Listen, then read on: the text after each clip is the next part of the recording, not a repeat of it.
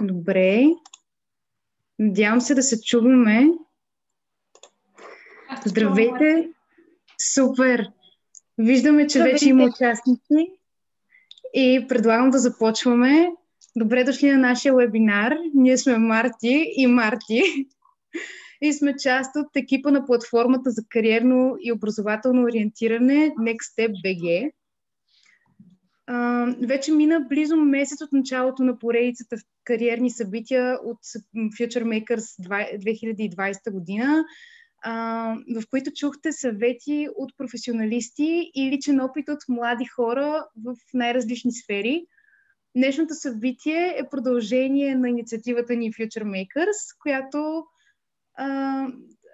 с която започна преди близо месец, с историите на 9 момичета и момчета, направили първите крачки в професионалния си път.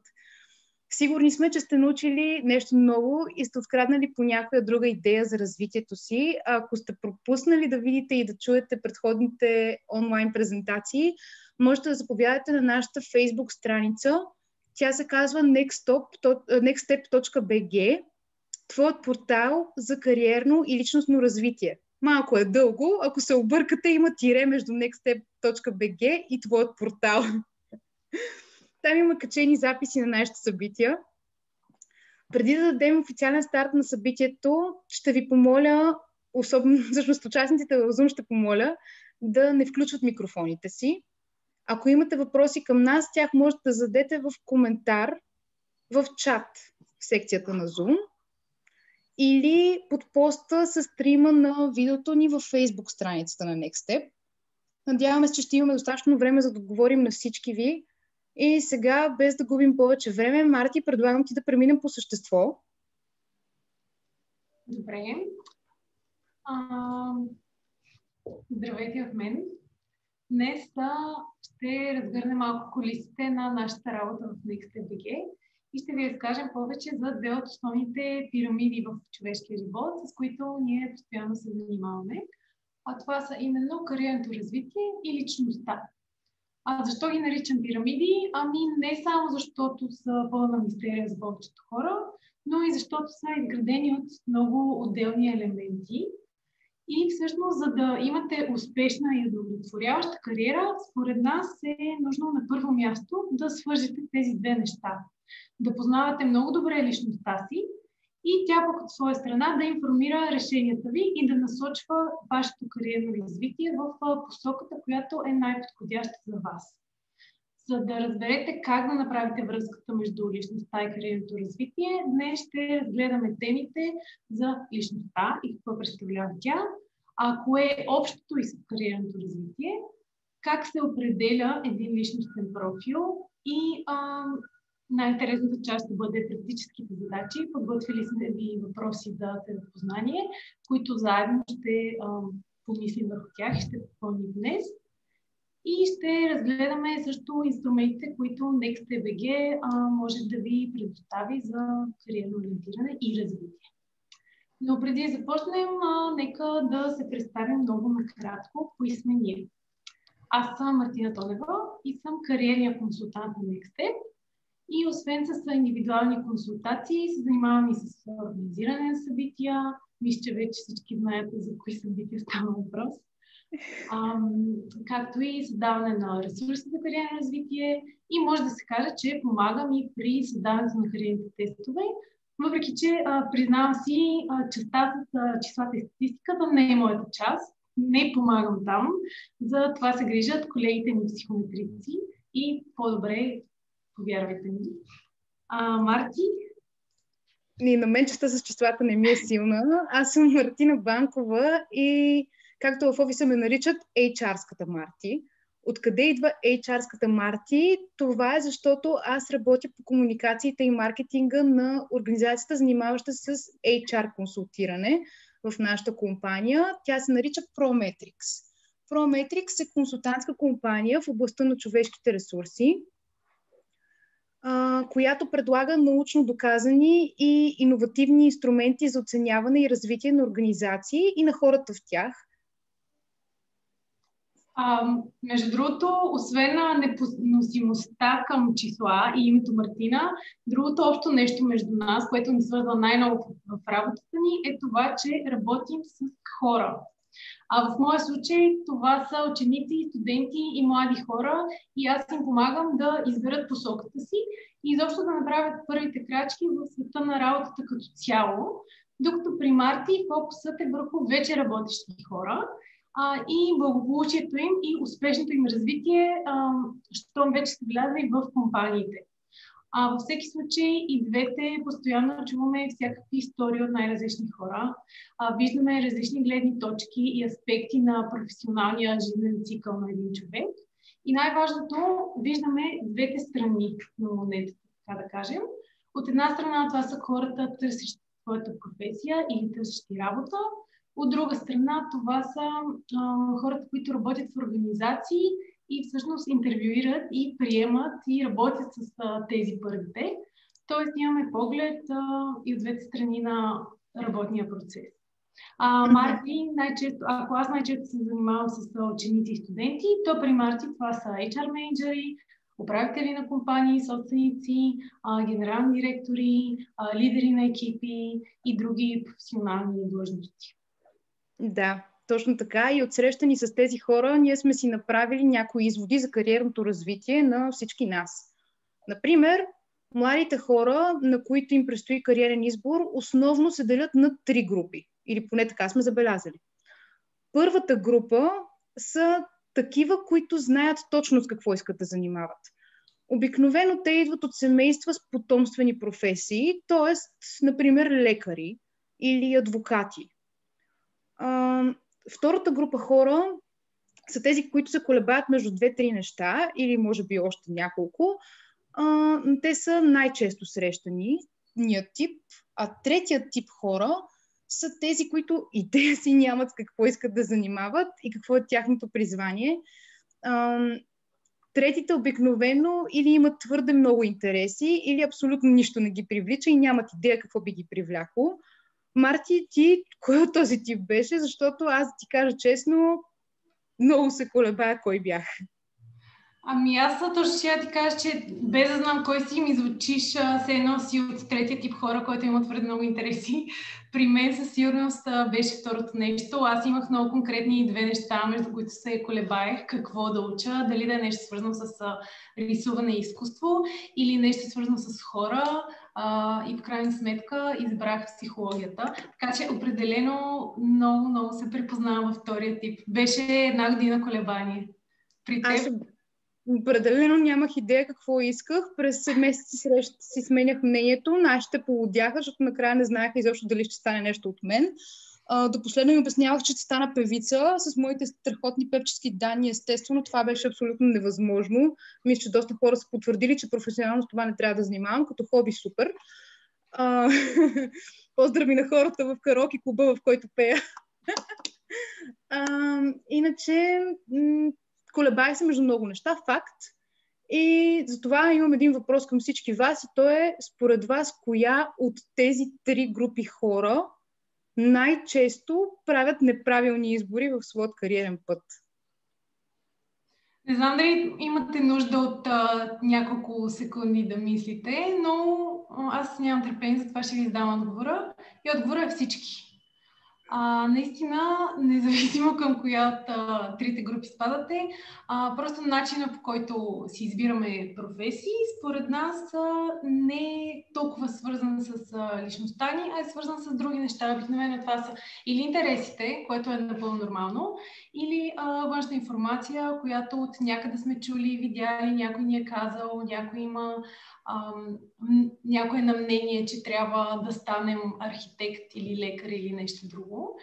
И като резултат, поне аз лично около себе си наблюдавам супер много преквалификации, смяна на специалности, смяна на професии, бърнаут, преумора, всякакви такива неща, които се получават, когато един човек не си е на мястото.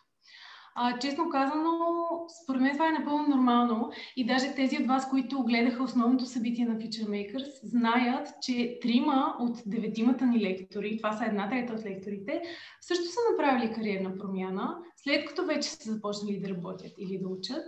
И честно казано, за мен обяснението е, че личността не е нещо, което познаваме, не е тема, за която говорим, не се учи в училище, като цяло не се изследва и не ни е твърде познато като понятие, свързано с избора на професия, а по-скоро е някакво вторично нещо, което евентуално идва по-нататък и което може би си мислим, че ни помага само за лични взаимоотношения. Но всъщност тя е един от най-важните фактори за професионалния избор и точно за това и отделяме цял вебинар, за да ви покажем какво всъщност трябва да знаете за личността си и как това ще ви помогне. Добре, Марти, чакай секунда. Ние споменахме думата личност около 10 пъти, а може би и повече в рамките на последните 2 изречения, а всъщност не сме обяснили какво означава личност. Личността е съвкупност от всички качества на характера ни. Или иначе казано, между другото, те са доста стабилни. Какво означава това? Точно както всички ние имаме различни пръстови отпечатъци, всеки от нас има и уникална личност, свой собствен характер, която като цяло не се променя във времето, за разлика от нашите интереси. Например, ще ви дадем пример с нас. Аз съм едно мое личностно качество е, че съм силно екстравертна. Общителна съм, не изпитвам трудност в това да изразя мнението си и да заявя позиция. А нещо, което ме отличава от повечето хора, е, че съм свръхтолерантна към възгледите и разбиранията на другите, дори тези, които се различават от моето собствено мнение. Аз пък, за разлика от теб, Марти, съм по-скоро интроверт, въпреки че тази черта не е твърде изразена при мен. Не съм от интровертите, които искат да живеят в къща на самотен остров без никой от тях. Не съм от хората, които твърдят, че си прекарват времето по този начин. Но тази ситуация е нещо, което постоянно ми се случва. Включително онзи ден бях в една пекарна, сбъркаха ми поръчката, аз казах окей, благодаря, всичко точно. И както можете да си представите, тази моя личностна черта, както и при Марти, определено има голямо отражение върху начина, по който работим, начина, по който общуваме с колегите си на работното място, начина, по който другите ни възприемат и дори дейностите, които ни е приятно и умеем да извършваме. Мога да дам тук пример със себе си. Преди да стана част от Next Step, се занимавах за известно време с преподаване на малки деца. И това определено ми е много голям интерес, обожавам децата. Но когато поработих няколко месеца, 1 година с деца, просто съзнах как общуването с 35 годишни деца по 8 часа на ден, всеки ден ме изтощава страшно много и просто ми идва малко повече и взима много голяма част от енергията ми. И честно казано, смятам, че за да общуваш и да преподаваш на малки деца, със сигурност трябва да си екстроверт. Не знам, Марти, дали си замислила за... Абсолютен факт е... Абсолютен факт, аз бях детегледачка дълги години наред и мога да ти кажа, че се забавлявах страхотно и го обожавах. Да, но ето това е само един много малък пример, скорошен личен мой, за това как дори нещо ти е интересно, не винаги се получава и не винаги се чувстваш добре на това място. На теория едно, но на практика, ако не си се замислил или ако не си го пробвал, малко трудно би се сетил за това. Добре. Всъщност, интровертност и екстровертност са 2 личностни черти, да, но това са 2 от многото. Има страшно много неща, които определят личностния профил на всеки един човек. Наистина съществуват много фактори и интересното е, че според проучванията на различни позиции в различни сфери на работа преобладават различни типове хора. Ще дам един много прост пример, който със сигурност е познат на всички и това е счетоводителите. Да, действително най-комфортно в тази роля се чувстват хора, които са малко по-интровертни, които предпочитат структура, предвидимост и които са отговорни и организирани със сигурност. Докато, например, хората в сферата на изкуството се отличават с въображение, те се осланят на чувства и емоции повече, отколкото на структура и правила и имат много голяма нужда да използват въображението си, а не да следват ясно зададени процеси. За тях, съответно, работата на счетоводителя би била по-скоро натоварваща и скучна, но естествено това са примери, които са базирани на стереотипи. Не е казано, че всеки човек, който е счетоводител, ще е интровертен, но реално, ако попаднете в такава среда, ще забележите, че има някаква истина в тези твърдения. Но всъщност, колкото и да искаме, няма как да избягаме от личността си. Марти е един страшно екстравертен човек. Каквото и се случва, тя няма да стане интроверт. Винаги ще има нужда от много общуване, ще обича да говори много и тази нейна черта, заедно с всички останали нейни характеристики, със сигурност ще определя действията й, ще определя нагласите и към света и ще определя къде тя се чувства най-добре. Честно казано е малко като с домашните растения, защото както някои от тях имат нужда да седят на по-тъмно, а други на по-светло, някои имат нужда от повече вода, други от по-малко вода и колкото и да искаш точно това цвете да е точно в този ъгъл, ако то не си е на мястото и ако не си се съобразил с личността на растението, то няма да е щастливо и няма да се развива добре. Добрата новина е, че ние не сме стайни растения и можем да си избираме къде да ходим, какво да правим и с какво да се занимаваме, но единственото, което трябва да направим е да опознаем личността си и да използваме тази информация. Да намерим това, което наистина и пасва. Mm-hmm. И сигурно вече се чудите как става това и можем да ви кажем, че най-лесният и достоверен начин да се измери личността е чрез едно нещо наречено личностни въпросници. Те са специално създадени от психолози и психометрици. Тези въпросници са стандартизирани или още може да ги намерите като нормирани за държавата и културата, в която се ползват. Нормирани и стандартизирани означава едно и също, синоними са. Това означава, че нормите са съобразени с населението от съответната държава и човекът, чиято личност бива оценена, ще има стойности в сравнение с националната репрезентативна извадка. Почнаха да стават много сложни думи, затова ще ви го обясня по-простичко. Например, аз съм доста по-екстравертна от средностатистическата българска жена на моята възраст. Но ако сравним тази моя личностна черта, екстраверсията, с тази екстраверсия на американките на моята възраст, това мое качество няма да се отличава толкова, просто защото като нация американците са доста по-екстравертни от българите. Тоест, казано, психометричните тестове ни помагат да получим обективна информация за личността ни, малко като хороскопите, но са базирани на научни изследвания и на доказателства и много, много статистика. Добре, от кого всъщност се ползват психометричните тестове? Най-често това са специалисти в няколко различни области. От една страна това са специалистите човешки ресурси, тези с които Марти си общува. И това са хора, които обикновено ползват тестове, за да подбират персонал, нови хора, да ги свързват с правилната роля за тях, особено в големи компании, където има различни роли в различни отдели и се наемат по много хора наведнъж. Освен това, специалистите човешки ресурси ползват тестове, за да изграждат екипи, за да помагат на служителите да се развиват чрез различни програми за умения и всякакви инициативи на работното място, за които е добре да се има предвид какви хора участват и какъв е най-правилният подход към тях. Освен това, разбира се, психолозите, освен че създават такива тестове, те ги ползват и в практиката си, когато консултират клиенти. От една страна ги ползват за първоначална оценка на клиентите си, но също така могат да се ползват в процеса на работа, да идентифицират различни проблеми, да измерват прогреса и така нататък.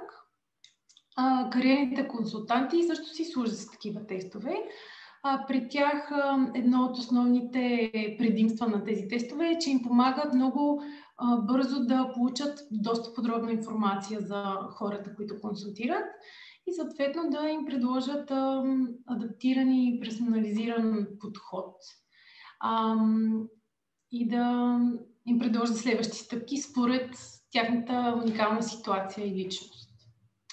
В повечето случаи специалистите, които ползват такива тестове, минават през сертификационно обучение, за да могат да ги прилагат и интерпретират, защото, както вече казахме няколко пъти, те са сложни инструменти, които са базирани и на теория, и на статистика, и е важно човека, който ги ползва, да ги разбира. Но понеже информацията, която личностните тестове могат да предоставят, е много ценна в процеса на кариерно ориентиране и според нас е актуална за всеки един млад човек, който е в процес на избор на професия.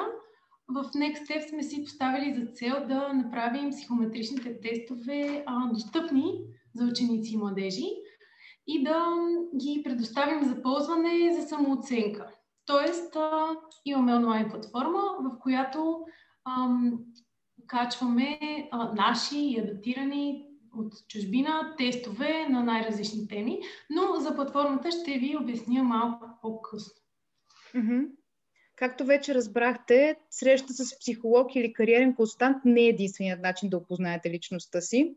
Всъщност можете да започнете този процес още днес. И с това давам начало на практическата част от нашия вебинар.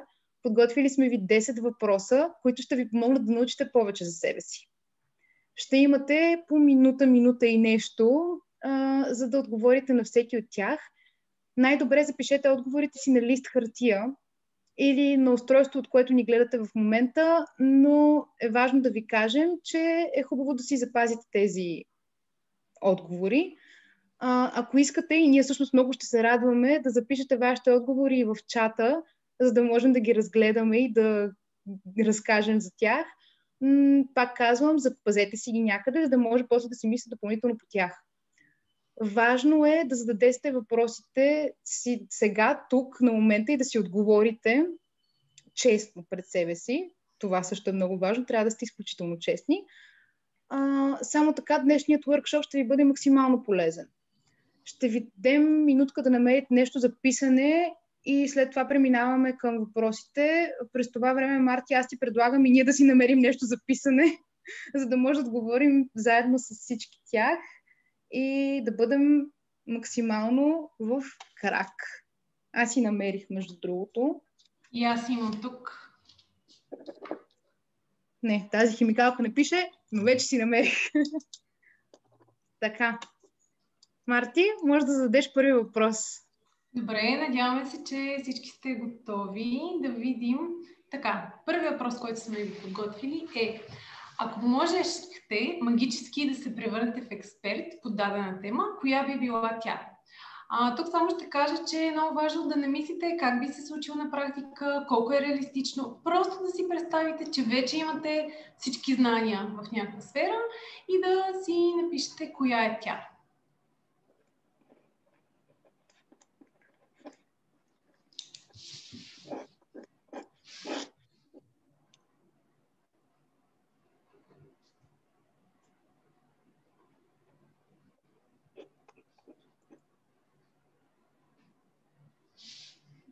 Аз те наблюдавам дали си готова, за да те питам какво си написала, малко да препиша.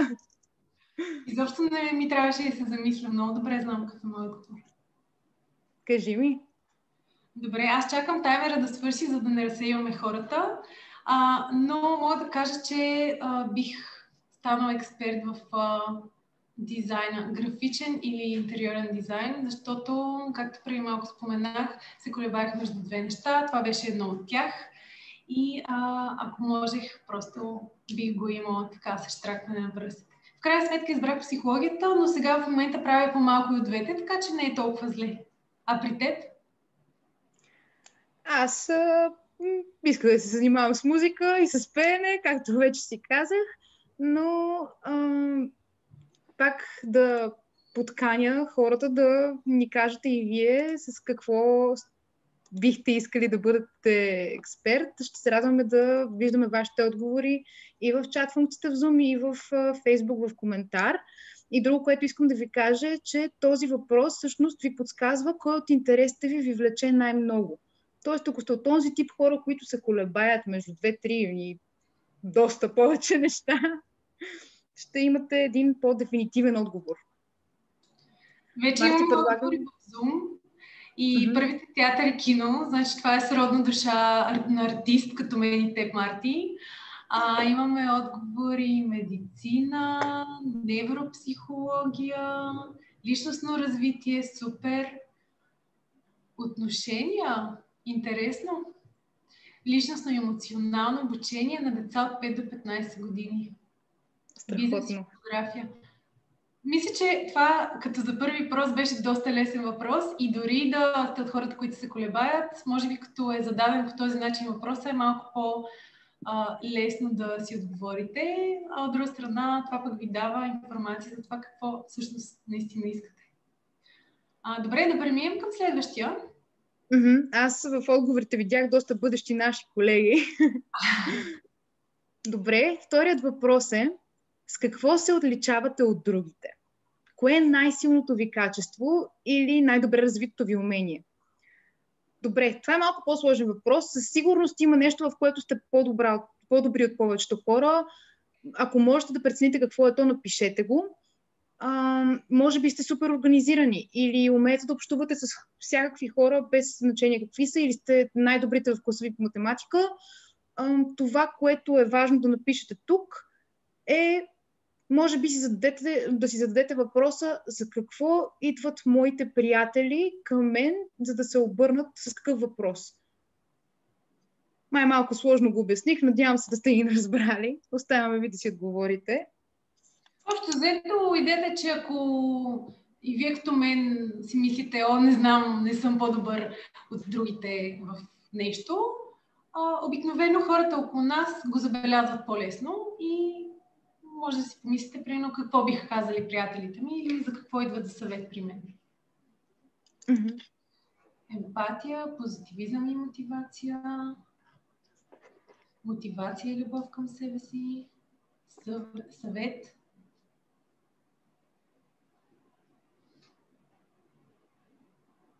По отговорите в чата, както каза Марти преди малко, наистина ми звучи се едно имаме доста бъдещи психолози, които ни гледат. Да. При теб какъв е отговор? Намери ли такъв? Това е нещо, което аз определено нямам идея как да си отговоря, а и доста не ми се иска да се хвалим с кой какво е добър и не е добър. Така че ти предлагам да зададеш третия въпрос директно, тъй като виждам, че има страхотен интерес. Съгласна съм, няма да се хвалим повече. Минаваме към третия.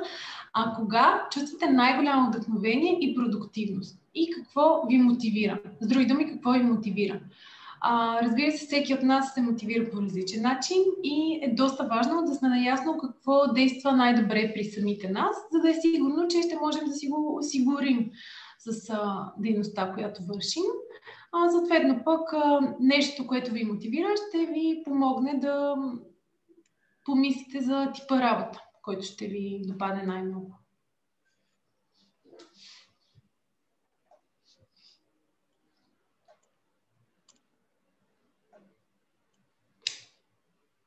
Може и да е повече от едно.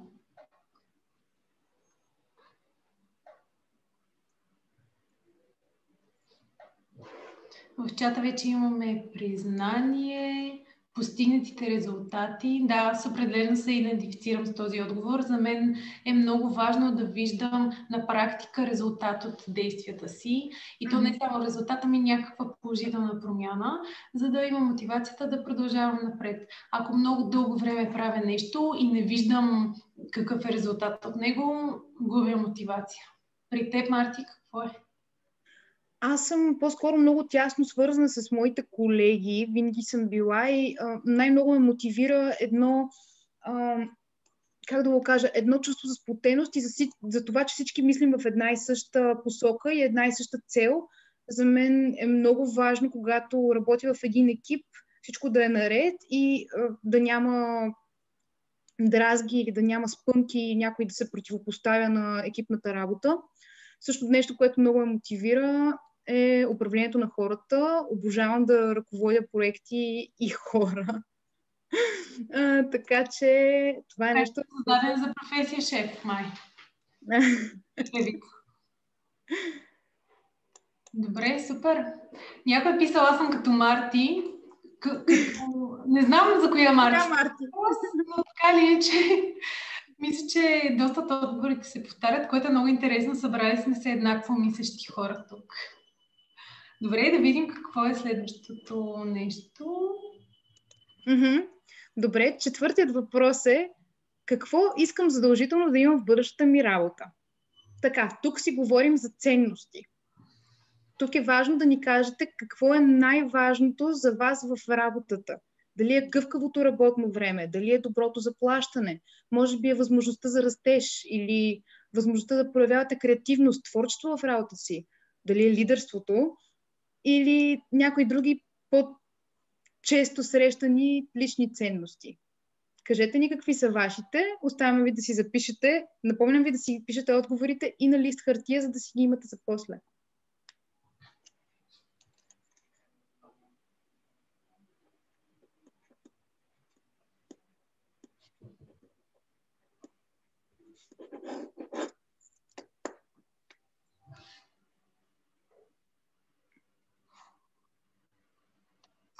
На мен този въпрос също ми беше доста лесен, защото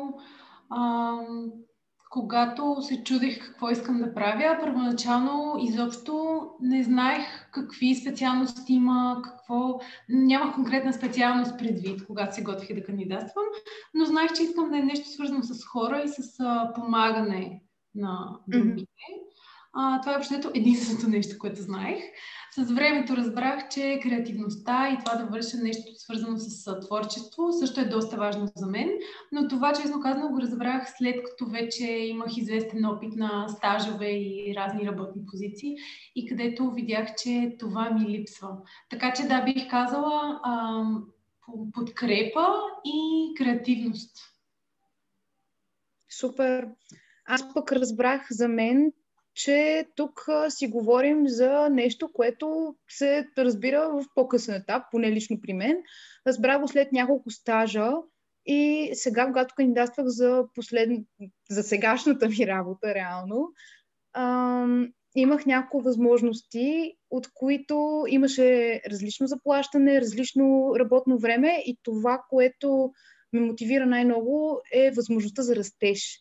И фактът, че има на къде да уча и да се развивам и да управлявам себе си и собствените си действия по такъв начин, че да виждам реален резултат сега и веднага. Да, интересно, че при мен, може би това беше първото нещо, което знаех, а при теб е дошло по-късно.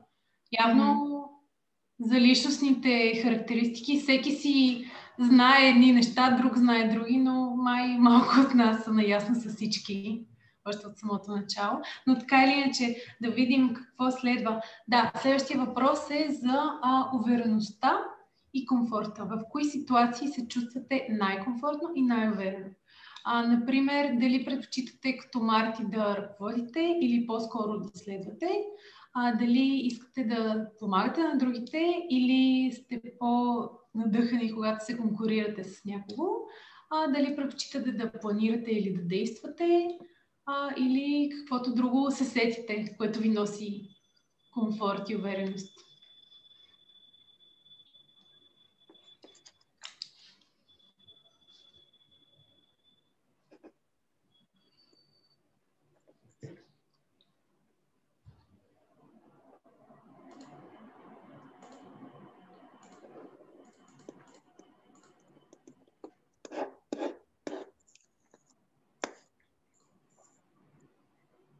Добре, ще започна аз. Се надявам и вие да ни отговаряте. Вече виждам, че има отговори. Така. Аз лично предпочитам да ръководя, както се видя. Също така, принципно твърдя, че предпочитам да помагам и да съм в екип, но излезе от личностен тест, който попълних, излезе, че имам доста висока скала по конкурентност. Личностният тест беше за мотивационните фактори, т.е. нещата, които ме мотивират. И това означава, че в конкурентна среда аз се чувствам по-мотивирана и мога да работя по-усърдно. Последното е, че предпочитам да действам, хич не ме бива в планирането. Марти, разкажи ни ти, после предлагам да се обърнем и към на хората, които са се включили в чата. Ами аз горе-долу обратното на теб. По-скоро предпочитам да следвам, а не да водя. Да, има и такива хора, явно. Предпочитам със сигурност да работя в екип и да си сътруднича с другите. Това е едно от нещата, които също мен ме мотивира. И за действието и планирането съм малко по-на кантар, но по-скоро предпочитам да действам, защото, както казах, ми е важно да виждам резултати, а само с планиране резултатите идват по-бавно, по-трудно и не са толкова очевидни. Тук виждам, че Виолина е писала в чата, че тя е нещо средно между ръководя и следвам, помагам на другите и действам. Разбира се, има и такъв вариант. Въпросът е да сте наясно кое от двете или къде е златната среда за вас. Добре. Следващият въпрос. Следващия въпрос е как се справям с промените и новите предизвикателства. Дали те ме стресират или по-скоро ме нахъсват и мотивират. Тук си говорим за вашата гъвкавост. Дали ви е приятно да правите едно и също нещо или това по-скоро ви оттекчава до болка? Дали предпочитате динамика в работата ви?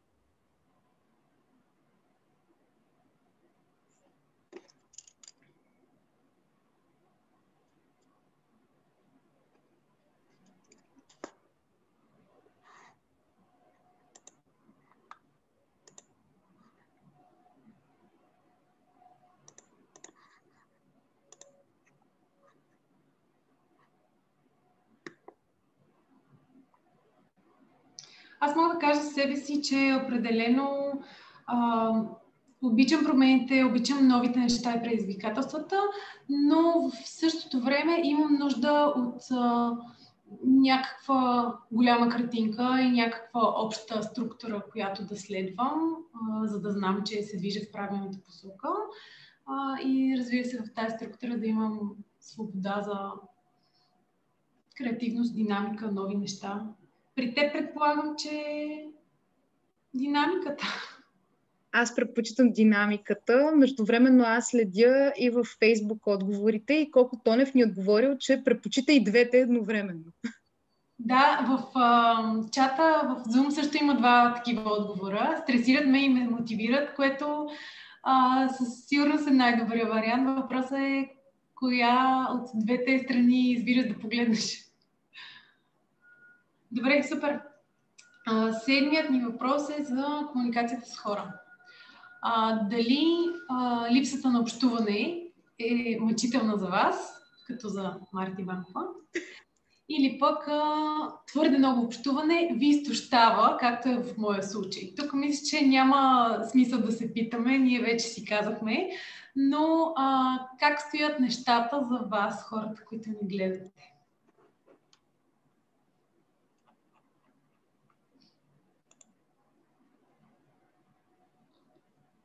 Ето, Марти, има хора, които ме подкрепят. За мен ще да кажа, че понеже не съм особено екстравертна личност, определено е за предпочитане да съм в малък екип, в малка фирма, където познавам всички. Общуването е на доста по-лично ниво и не съм в офис с 300 човека, защото се чувствам по-комфортно и се чувствам все едно съм сред познати и близки хора. И за това всъщност съм тук. Това е доста важно условие за мен всъщност. Моята екстраверсия пък е абсолютно мъчителна. Даже първата ми негативна обратна връзка в кариерното ми развитие и в моя професионален живот дойде именно заради тази екстраверсия. Спомням си, тогава моята пряка ръководителка ми каза: Марти, хубаво е да отделяш повече време да работиш и да мисляш нещата в главата си, отколкото да разсейваш колегите, независимо дали говорите по работни теми или по лични. Все пак те си имат своя работа и малко или много не могат да се разучат, докато се води един постоянен разговор. Така, това е нещо, което забелязвам. Сигурност не е била екстраверт или поне не толкова колкото теб. Да, бих го казала. После в останалите компании, в които съм била, също съм забелязала, че това е нещо, което натоварва доста голяма част от екипа. Честно казано, има и едно нещо наречено някъде по средата, в което виждам, че доста хора отговарят. Аз имам и такива дни, но по-скоро бих ги нарекла дни. Не бих ги нарекла нещо, което преобладава. И това е именно защото все пак личността по някакъв начин, малко или много, си клони към едно от двете. Със сигурност, да, както казах, не знам дали го казах по-рано, ти си екстраверт и то в супер голяма крайност. Няма как да станеш интроверт изведнъж, но това не означава, че абсолютно всеки ден ти се говори. Всички си имаме дни. Това мисля, че е повече от ясно. Добре, имаме още 3 въпроса. Минавам към въпрос номер 8. Въпрос номер 8 е: какъв вид проблеми ви се иска да решавате? Тук си говорим за това как ви се иска да промените света. Малко или много, всяка работа е свързана с решение на някакъв вид проблем. И удовлетворението от работата обикновено е свързано именно с това, че решавате проблеми и че помагате на дадена среда да се развива към положително.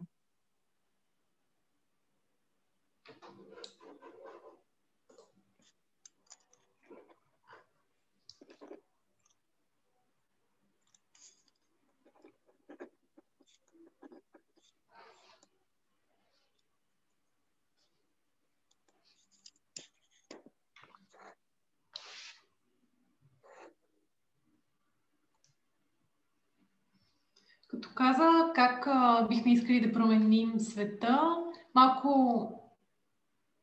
по-лесно ми дойде отговора на въпроса, защото си помислих, че ако можех да променя света, бих направила така, че всеки да си е на мястото, да прави това, което му харесва, това, което иска и това, което го кара да се чувства щастлив. И всъщност това е супер свързано с Next Step, нещата, които правим, мисията на нашата организация, и съм много щастлива, че имам възможност чрез работата си да работя по този проблем или въпрос като цяло. Като цяло, този въпрос, според мен, кара много от нас да настръхнат по някакъв начин, тъй като в крайна сметка ние прекарваме 1/3 от времето си, даже повече, като включим и обедната почивка, 1/3 от 24 часа в денонощието в работата.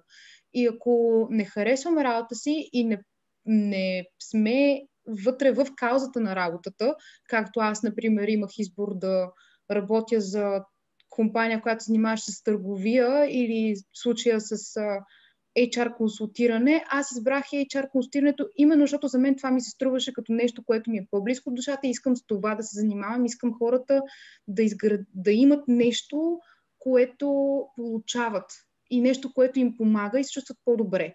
Същото е и с пеенето, например. Когато един човек отиде на концерт, той го прави, за да се почувства по-добре. И това е моето нещо.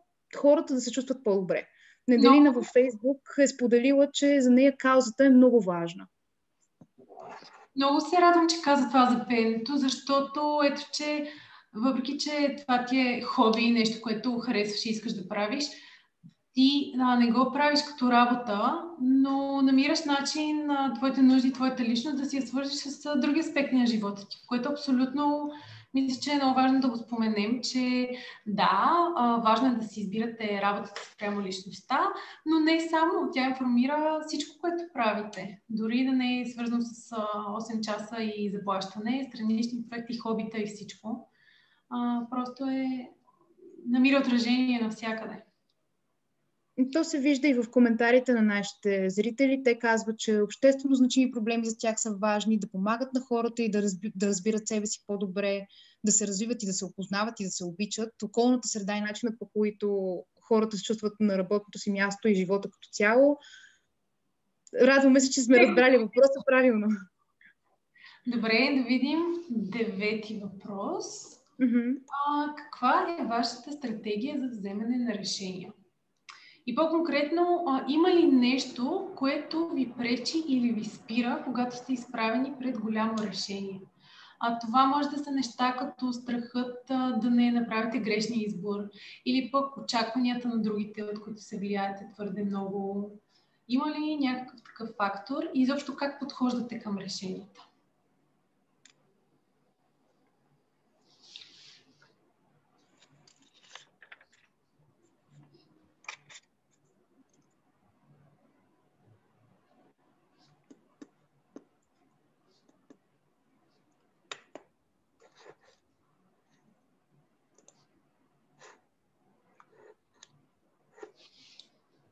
Аз отново приканвам хората, които ни гледат във Фейсбук, да се включат, да ни отговорят. Тези в Zoom също, но тук са доста активни, за което много се радвам. Може би да ти отговоря аз, Марти, също, че за мен лично вземането на решения е пълна мъка, когато става въпрос за личния живот. В професионалния като че ли не е така. Тук съм доста по-стегната и когато трябва да се направи нещо, може би личностната черта, за която споменах по-рано, че много лесно приемам идеите и мнението на другите, дори да не го смятам аз лично за правилно за мен. Това ми помага много в работата, защото осъзнавам, че може да има и друга гледна точка. Осъзнавам, че може да има и друг начин, по който да се направи нещо в работата. И затова лесно вземам решение, тъй като се осланям на моя екип и на тяхното мнение. Виж, обаче в личния живот положението е тотал щета. Аз винаги ще съм човекът, който ще каже най-негативните неща, които могат да се случат. Ще измисля абсолютно фантастични варианти, в които нещо ще се обърка. И в най-добрия случай просто някой близък до мен човек ми казва: просто престани да говориш и дай да правим каквото ще правим, защото няма го бъде. При тебе как е с... Аз имам нещо подобно на теб. Като цяло бих казала, че когато имам решение да вземем решение, обмислям опциите и си представям какви биха били последствията от всяка една от тях, което е нещо положително за мен, но понякога може би прекалявам с това и имам нужда от твърде много сигурност и твърде много яснота какво ще стане, ако избера А или ако избера Б. И това може би понякога ме кара малко да отлагам и по-трудно да вземам решение. Наистина, това мисля, че е супер важно да се има предвид, защото колкото и да знаеш за себе си, колкото и да знаеш за професиите и въобще вариантите, които имаш, ако има нещо такова, което ти пречи на самия процес на вземане на решения, това може да е просто да те спре, дори да имаш необходимата информация. Петя е писал в чата, че събира информация и различни гледни точки, решава накрая и не съжалява в последствие. Мисля, че това е най-добрата стратегия и се радвам, че за разлика от нас, някои хора имат доста продуктивни стратегии за вземане на решения. Да, на мен ми се иска да разгледаме повече отговорите на хората на този въпрос, тъй като на следващия ще им е доста по-трудно да отговорят според мен. Във Фейсбук са ни отговорили, че внимателно планиране и проучване е една стратегия. На Коко Тонев му пречи мисълта, че ако избере нещо без да е проучил подробно всички други опции, има шанс да не се е справил възможно най-добре. Тук също имаме доста отговори, които казват, че обмислят и преосмислят и е доста трудно да вземат решение. Има и такива хора, които нямат стратегия. Според случая опозовават се на здравия разум и на семейството, на приятели, на колеги и най-вече на нещо, което до сега не споменахме с теб, Марти, а именно интуицията. Аз бих казала, че това е стратегия, защото това е стратегията да усетиш ситуацията и да направиш това, което е най-доброто в случая, това, което усещаш. Но ето, че всеки си има различен начин да подхожда към решенията. Въпросът е да осъзнаеш дали има нещо, което ти пречи лично на теб, лично в конкретната ситуация. Това е най-вече, като че ли. Добре, да преминем към последния въпрос и да спрем с въпросите. Той е: по какъв начин искате да изглежда животът ви след 5 години? А след 10? Сега, малко ще поговоря тук и ще ви кажа, че това е един доста дълъг въпрос и отговорът му е още по-дълъг. Това не случайно е последен. Това е въпрос, на който сега ще ви дадем минутка да си отговорите, но ще ви остане още доста за отговаряне. Ще млъкна, за да успеете да си отговорите.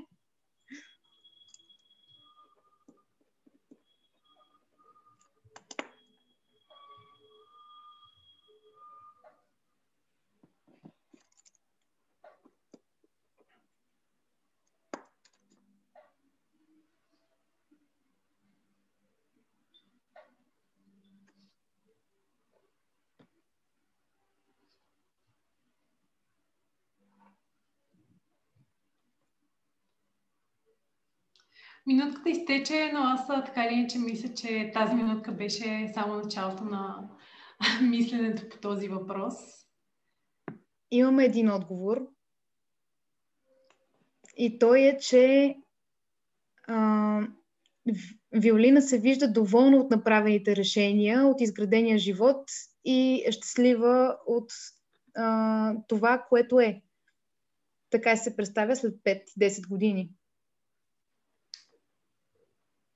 Не знам колко от вас ще успеят да намерят отговора на този въпрос сега, веднага и на момента. Честно казано, това е въпрос, на който аз се опитвам да си отговоря от много години и всеки ден този отговор е доста различен. Нещо, което ще ви кажа тук, като малка тайна, която е общо известна, е, че този въпрос под една или друга форма, след една година, след година или какво си, се задава много, много често на интервюта за работа. Сега, не ви казваме, че трябва да си заучвате отговорите на въпроси в интервюта по никакъв начин. Не го правете, не е необходимо. Тук искам да кажа, като човек, който се занимава с това, че за да се чувстваш добре в работата, в която отиваш, целта не е да те приемат, а целта е да се представиш такъв, какъвто си. Целта е да разбереш каква е компанията и нейната същност, нейната мисия, дали тя пасва на теб и на твоите очаквания, и ти да покажеш това, което си, за да разберат HR специалистите, които са дошли в крайна сметка да си поговорите, да разберат дали вие ще се разберете, дали компанията и нейният дух ще пасне на вас самите като характер. И затова пак намеквам, не се представяйте по време на интервю. Не е нужно, няма да спечелите нищо с това. А относно отговора на въпроса 5-10 години, не ме питайте как съм се справила по време на интервю на него. Говорила съм всякакви глупости. Имало е просто моменти, в които съм казвала, че предпочитам да не коментирам темата и това не беше добра идея. Според мен, просто защото хората си мислят, че аз нямам план за бъдещето. Не е така, но моят план не съм сигурна с какво е свързан винаги. Марти, разкажи ми ти. Ами, при мен подобна е картинката. Все още не съм си отговорила напълно. Със сигурност знам, че посоката, в която искам да вървя, е да продължавам да се занимавам с това, което правя в момента. Кариерно развитие, личностно развитие и като цяло информиране на хората за всички тези неща и да работя в посока на това да сме си по-на мястото, по-осъзнати и да вземем добри решения. Не мога да кажа точно в какъв формат, къде и как ще съм, но със сигурност това е посоката и честно казано, според мен това е достатъчно, да знаеш в каква посока искаш да вървиш и съответно с времето да си изясняваш по-конкретно за различните аспекти на живота ти, как искаш да изглежда след 5, след 10 или след еди колко си години, но в същото време това е въпрос, който можем постоянно да си задаваме и да, отговора с времето се променя. Накрая на тези 10 години ще имаш друг отговор пък за следващите 10. Но да, мисля, че това е добър въпрос, с който да затворим практическата част и се надявам да сте успели да си отговорите на тези въпроси. или поне да сте се замислили, да сте потърсили отговора в себе си. И не знам дали ви е било трудно. Ще е интересно да споделите. Ще се радваме, да. Хората, с които работим, често ни казват, че отговорите всъщност са доста очевидни, но не са се сещали да си ги зададат въпросите преди. Затова първата стъпка определено е да намерите правилните въпроси, които ще ви дадат точно тази информация, която ви трябва в крайна сметка. Разбира се, щом вече имат информацията за себе си, следва въпросът, а сега какво и какво означава всичко това и как да използвам наученото. Аз абсолютно предполагам, че в момента сте на този етап от задаването на въпроси и ето тук обратната връзка от специалист е изключително ценна. Да, честно казвам, това е още един голям въпрос, който със сигурност няма как да засегнем и да отговорим на него в рамките на вебинар за 60 минути. И честно казвам, отговорът му е доста индивидуален. Както каза Марти, единият начин е, разбира се, да говорите с психолог или кариерен консултант, за да обсъдите отговора на този въпрос. А другия начин е да се възползвате от нашите инструменти, които предлагаме в NextStep, защото те са създадени, както ви казах по-рано, точно с такава цел. Едното нещо е да задават правилните въпроси, които са релевантни за избор на професия или промяна в професията или каквото и да било друго. И втората цел е, разбира се, да дават обективна и персонализирана обратна връзка. Точно това правим ние с нашите доклади на тестовете. В тях можете да намерите насоки за развитие по всяка една от различните скали, отделните части на темите, които изследваме. И на екрана виждате всъщност някои от тестовете, които в момента са налични на нашата платформа app.nextstep.bg.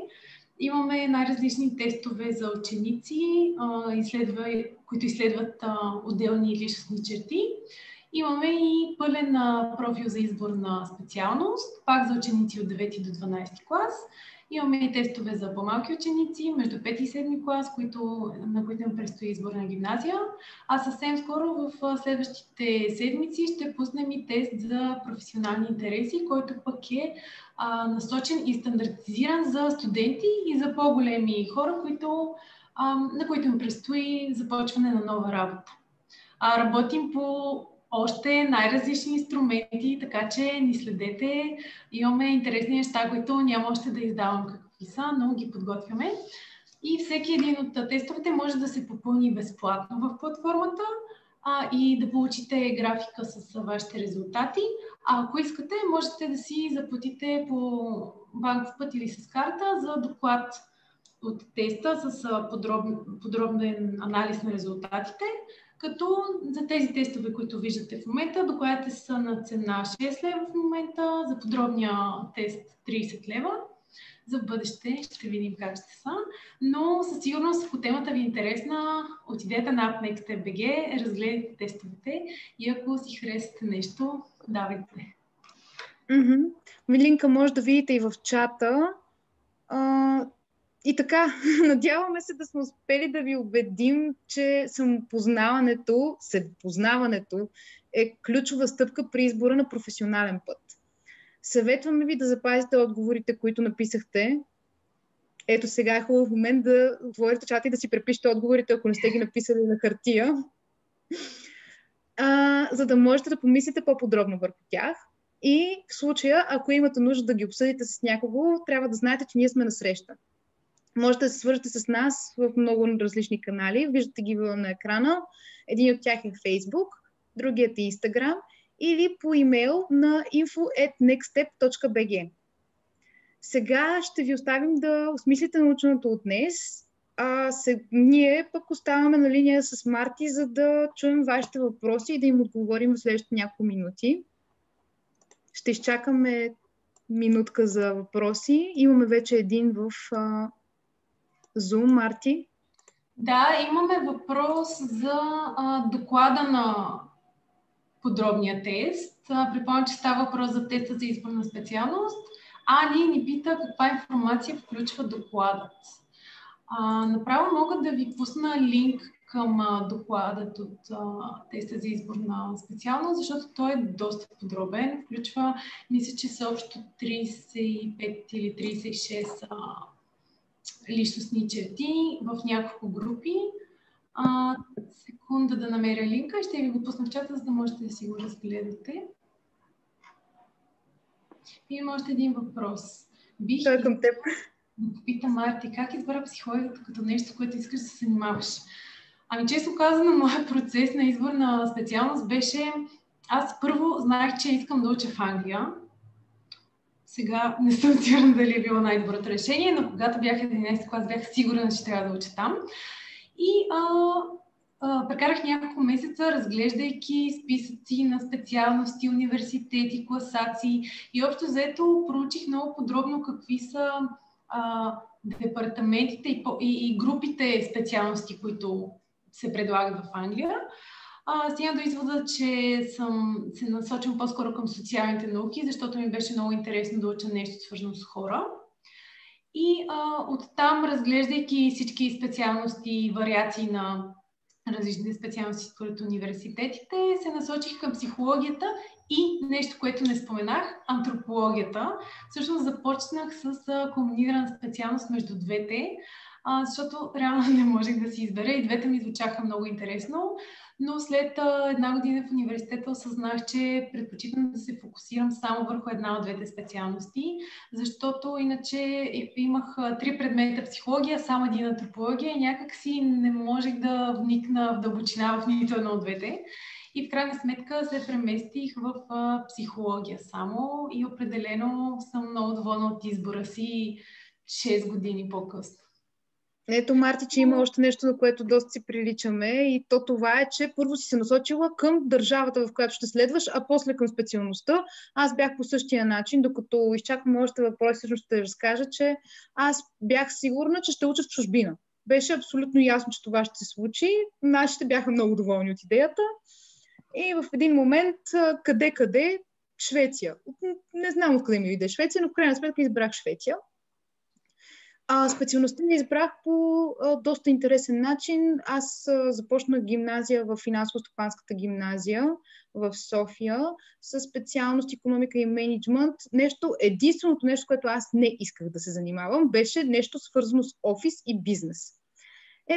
Ама моите родители, сега за хората, които ще се припознаят, много се надявам да слушате, казаха, не, ти ще караш Национална финансово-стопанска гимназия и Национална търговско-банкова гимназия вътре в списъка ти с желание. Кармата ме кара точно там. Единственото, което ми беше интересно в тази гимназия, беше маркетинг и така избрах маркетинга. Марти, да ти кажа също така, Вики ни поздравява и ни прегръща. Също така Неделина и Стела във Фейсбук ни благодарят за интересни семинари. Казаха, че е много ценен и са получили информация от нас, за което много благодарим и се радваме. И аз много благодаря, много се радвам да го чуя и се надявам, че наистина това е само началото и ще продължавате да си задавате такива въпроси, да ги обсъждате с други хора, да ги обсъждате с нас, ако искате. На линия сме, знаете къде да ни намерите. В чата в Zoom пуснах един линк. Това е линк към примерен доклад от теста за избор на специалност, така че можете да го разгледате. И оставаме на линия. Ако няма други въпроси, просто знаете, че по всяко време можете да се свържете с нас и да си поговорим за каквото и да било. Преди да си кажем чао, искам само да ви напомня, че ако не сте гледали, ако не сте успели да видите предните събития от Future Makers, все още можете да го направите на Facebook страницата на NextBG. Там има записи на всички събития. И не забравяйте да харесате страницата ни, защото там обявяваме бъдещи събития, инициативи и всякакви неща, свързани с NextStep, и много ще се радваме да бъдете част от нашата общност.